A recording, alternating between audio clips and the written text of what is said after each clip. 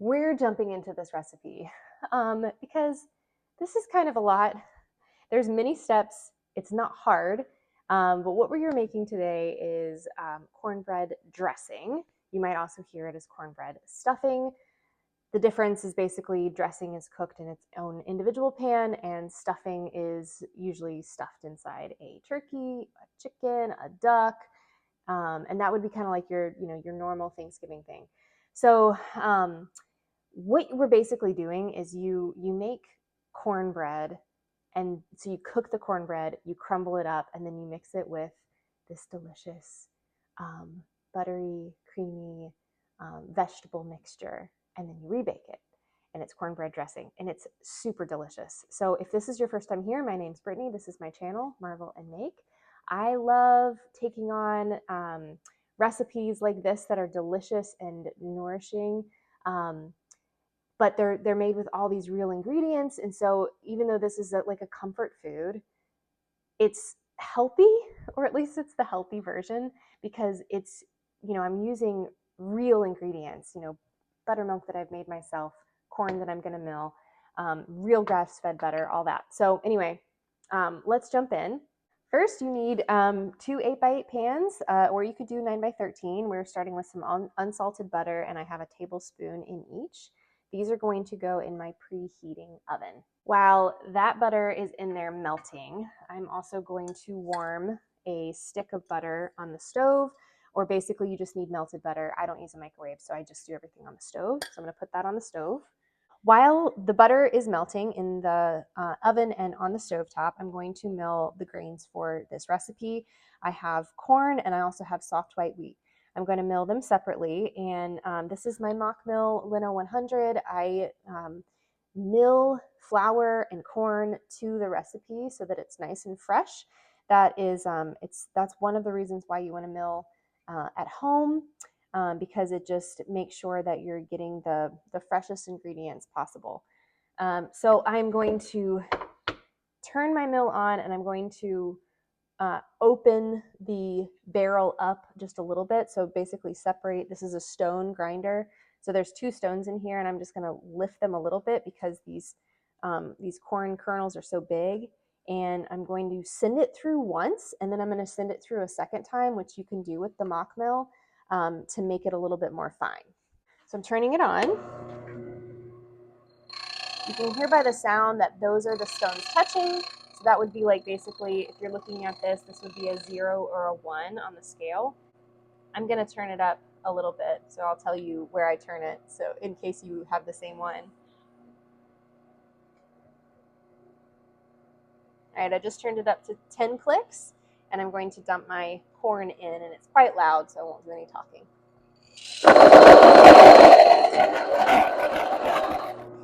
All right, so it's done milling. This is a little bit more coarse than I would like it to be at this 10 mark. So I'm back down at my 1, and I'm going to turn it up to just a 3 or a 4 and send it back through. This is a silly Brittany thing. This is just how my brain works. In my mind, I want my mill to break my my corn down once and then do it again instead of doing all of it really fine the first time. It only takes an extra minute. That's the way I do it. I could just be really weird. So I'm going to send it back through.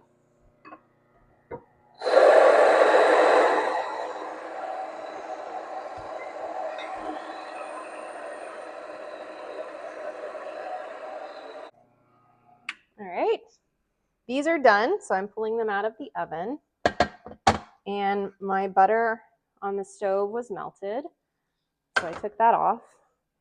So now I've got my corn flour, and I'm going to measure 2 cups. All of the ingredient measurements will be listed below, so please check that out. I've got 2 cups of my fresh milled, beautiful corn flour, and this I like to keep a little bit in the freezer. You wouldn't want to keep this out on the counter because it just won't keep, but you can pop it in the freezer and then use it. This would be great for me, like frying okra or something. So I'll put that away. Next, I'm going to do my soft white wheat. So it's the same deal, but you want this as fine as it'll go. So I'm turning my dial back down to a 1, And you just know when you're there because you'll hear the stones. So as fine as it'll go, and I'm going to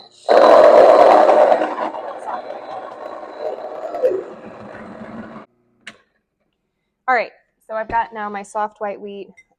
Soft white is good for cornbread, cookies, brownies, pancakes, things like that. You don't want to use a soft white for a bread that you want to rise, but for something nice and dense like a cornbread, it's perfect. I need 2 cups of my soft white.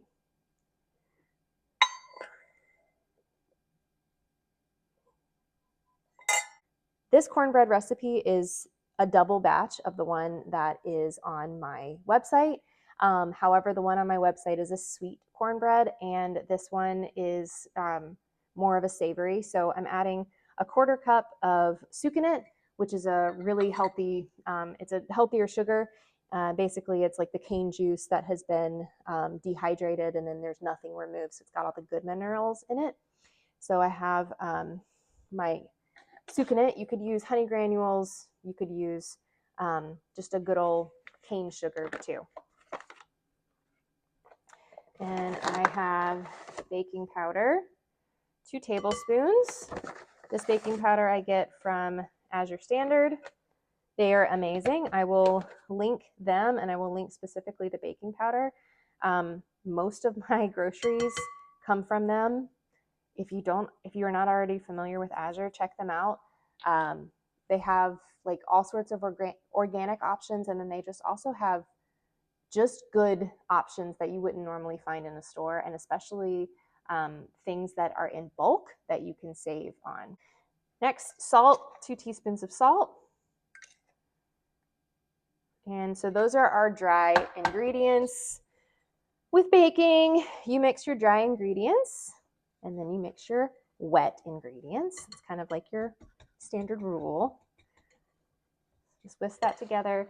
I have 1.5 cups of buttermilk, and this is buttermilk that I made. If you don't know how to make buttermilk, I will link that video. It's super easy to do. If you are in the middle of making this and you need buttermilk and you don't have any and you don't want to run to the store, you can use regular milk. Just basically fill almost to 1.5 cups, and then add in like a tablespoon or 2 of lemon juice. It doesn't have to be fresh, or a tablespoon to 2 tablespoons of white vinegar, and then give it a stir and let it sit on the counter for about 5 minutes. And basically that will make the milk curdle, and it will mimic buttermilk. So I've got 1.5 cups of buttermilk, and I have my sour cream. I kind of already measured my 4 tablespoons of sour cream. This is also another Azure item. So Nancy's sour cream, I buy this by the case because we will absolutely use it before it goes bad. 4 tablespoons of sour cream and 4 eggs. I have my eggs just beaten and adding them in here. You want to add your eggs to your liquids first and mix it before you add your melted butter, because you don't want to cook the eggs. Not yet. So I just have all of that mixed up, and I'm going to slowly pour the butter in to basically temper the eggs.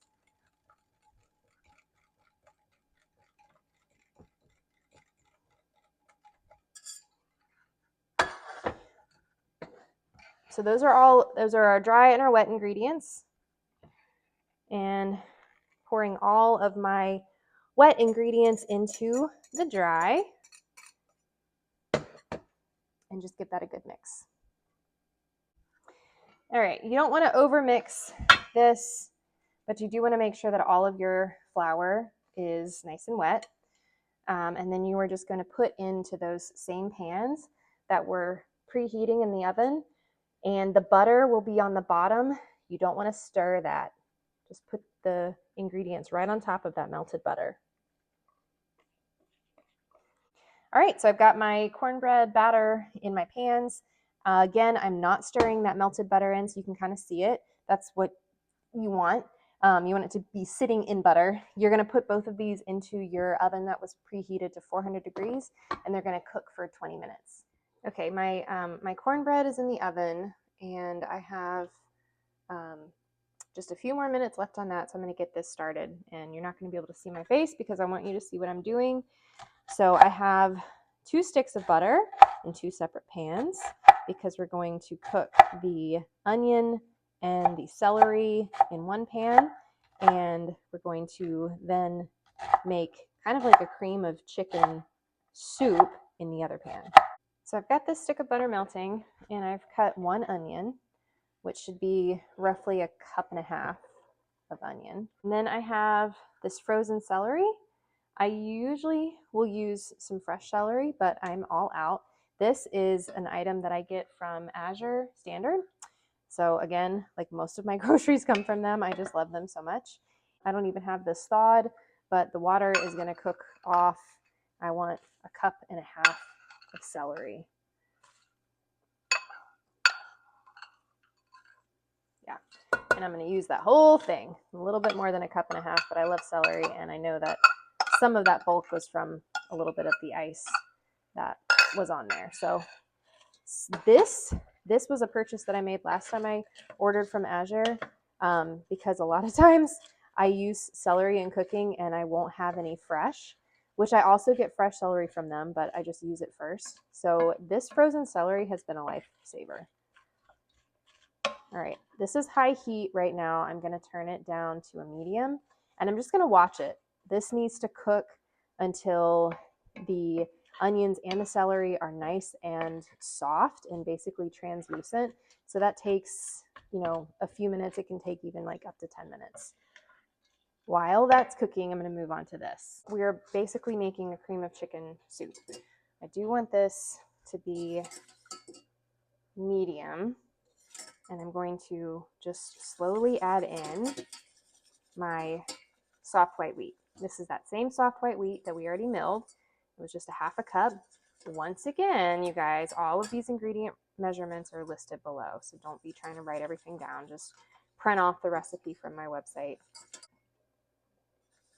So you see I'm just adding a little bit at a time, and when I add it, I'm incorporating it in, and it is starting to simmer.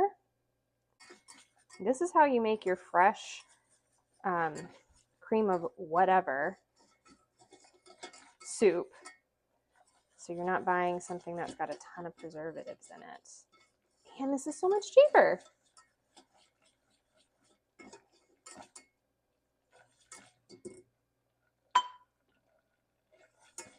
Okay, I'm turning my heat back down to low, and I'm just going to keep it moving.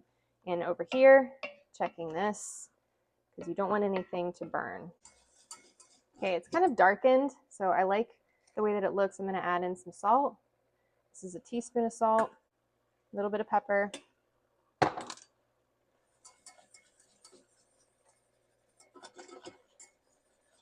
And then I'm going to slowly start adding in my chicken stock.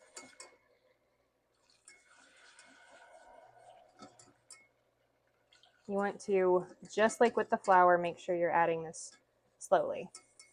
And you'll see how quick it thickens. You guys, this smells amazing. And I'm playing with the heat a little bit, turning it back up as it starts to thin, and then I'll turn it back down when it gets thicker, Same thing with this over here.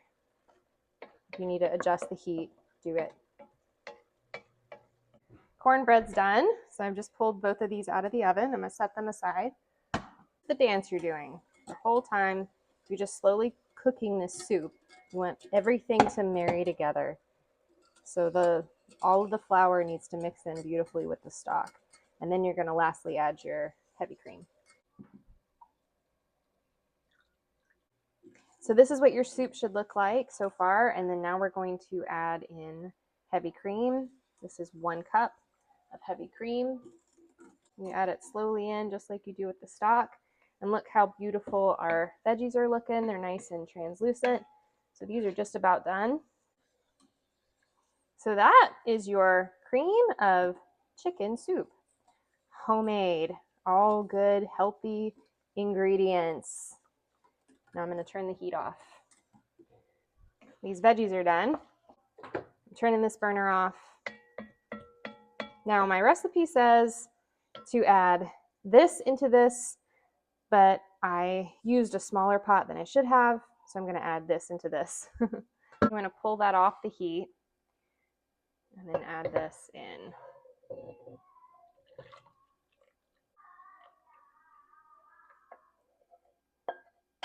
For this part, you want a pretty large bowl. You're going to crumble your cornbread in here. I'm going to reuse this pan just as it is. See why you need a big bowl? Just break it all up into little pieces and pour all of this liquid gold on top.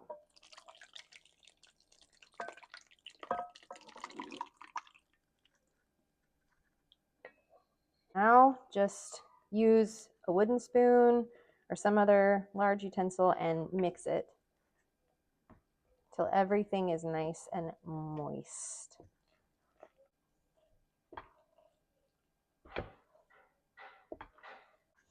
All right, all of this is mixed beautifully. I'm going to add it into a 9x13 and the same 8x8 pan that I've already used. I've got them in my 2 pans. It's beautiful. It smells so good. This is one of my favorites. And I'm going to pop it back into my same oven that is at 400 degrees. And I'm going to cook it for 25 to 30 minutes or until like it's nice and golden brown on top. All right, so this cooked for about 30 minutes and I just pulled it out of the oven, and now we are going to eat it with some roasted chicken and some giblet gravy and some cranberry sauce. Thanks so much for watching, guys. Check out all of my nutrient-dense recipes at marvelandmake.com.